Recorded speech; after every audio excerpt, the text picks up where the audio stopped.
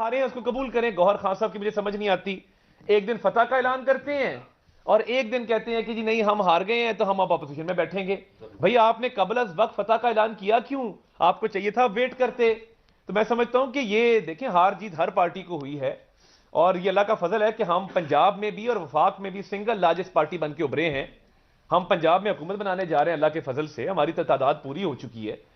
वफाक के अंदर इंशाल्लाह ताला हम इत्तेहादियों की मशावरत के साथ और उनको साथ लेकर चलेंगे, वो पीपल्स पार्टी हो, वो MQM हो, बाकी जमातें हो, उनके साथ मिलकर हुकूमत बनाएंगे और एक मशावरत का सिलसिला एक खुश असलूबी से एक अच्छे माहौल के अंदर चल रहा है। और हमारी कोशिश होगी कि मिलजुल के वजारत इज़्मा के उम्मीदवार का जो ऐलान है वो बाकायदा मुश्तरका मुतफिका तौर पर किया जाए और वो जो भी होगा वो आपके सामने मीडिया के कैमरों के सामने उसका ऐलान किया जाएगा। तो मैं तो ये समझता हूं कि जो इलेक्शन कमीशन के अंदर पिटिशंस की जा रही हैं बगैर सबूतों के, इतनी फ्रिवलेस और इतने वीक आपने पिटिशंस दाखिल की हैं जिसके अंदर कोई सब्सटेंस ही नहीं है, कोई सबूत नहीं लगा सके। और देखें इलेक्शन वाले दिन मैं बतौर उम्मीदवार 90 से 100 पोलिंग स्टेशन के अंदर फिरा हूं, मेरे हल्के में एक पत्ता नहीं टूटा, एक गमला नहीं टूटा, कहीं पे झगड़ा नहीं हुआ, कहीं पे लड़ाई नहीं हुई। और देखें मैं प्रिजाइडिंग के अमले के पास भी अंदर हम जाके इंस्पेक्ट करते रहे, बाकी जमातों के उम्मीदवार भी आते रहे, तो सवाल ही पैदा नहीं होता कि खुदा ना खास्ता कहीं पे कोई धांधली हुई हो और अमन खराब हुआ हो।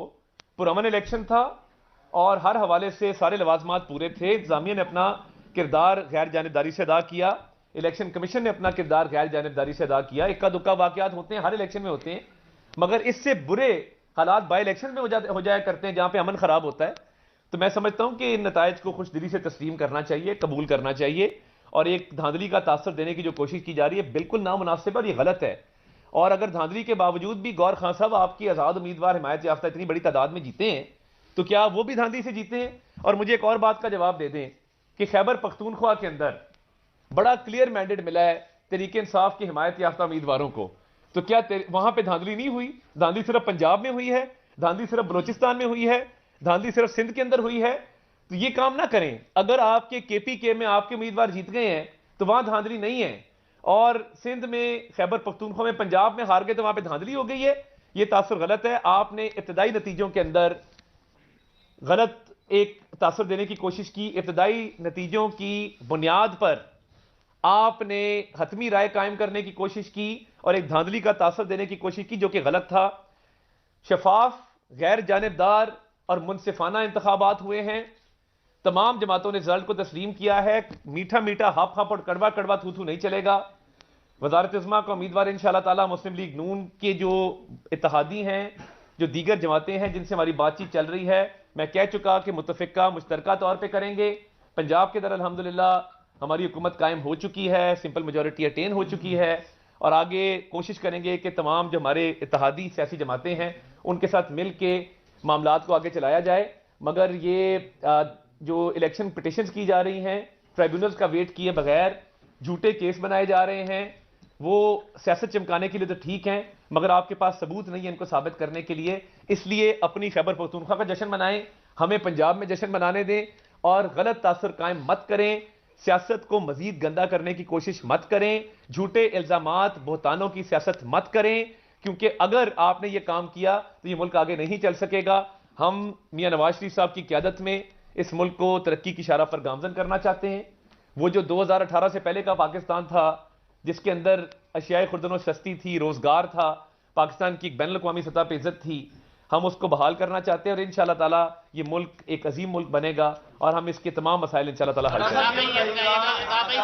एक एक करके करेंगे। पावर शेयरिंग की बात की जा रही है कि पावर शेयरिंग का फार्मूला जो है वो तैयार किया गया है और 2 साल एक की और 2-3 साल एक की हुकूमत रहेगी। इसमें किस हद तक सदाकत है? क्या कोई ऐसा फार्मूला नहीं? ऐसे देखें, ऐसा कोई फार्मूला डिस्कस नहीं हुआ, ये महज क्या सराहियां हैं।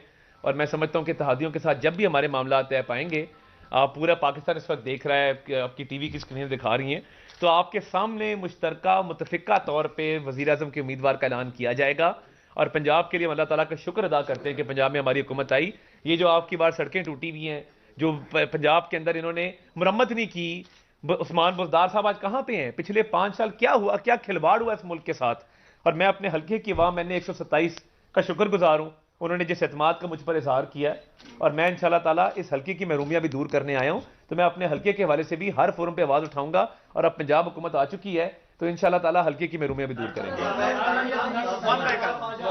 फरमा चुके हैं कि नवाज शरीफ हमारे जो मेंबर वज़ीर आज़म के उम्मीदवार हैं, अगर ऐसा होगा तो सीएम पंजाब में नहीं, देखिए ये मेरा नहीं ख्याल उन्होंने ऐसी बात की है। मैं आपको ऑफिशियल पार्टी पोजीशन स्टेट कर रहा हूं कि अभी तक कोई फैसला नहीं हुआ। ये वजारत उज़्मा का फैसला इत्तेहादियों के साथ मिलकर किया जाएगा, और मैंने मुतफ़िका तौर पे लफ्ज़ इस्तेमाल किए, मुतफ़िका तौर पे किया जाएगा। अभी तक पार्टी की तरफ से कोई ऐलान नहीं है इस हवाले से।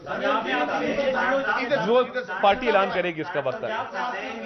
जी, मेरे कारफ साहब, एक सेकंड, आपको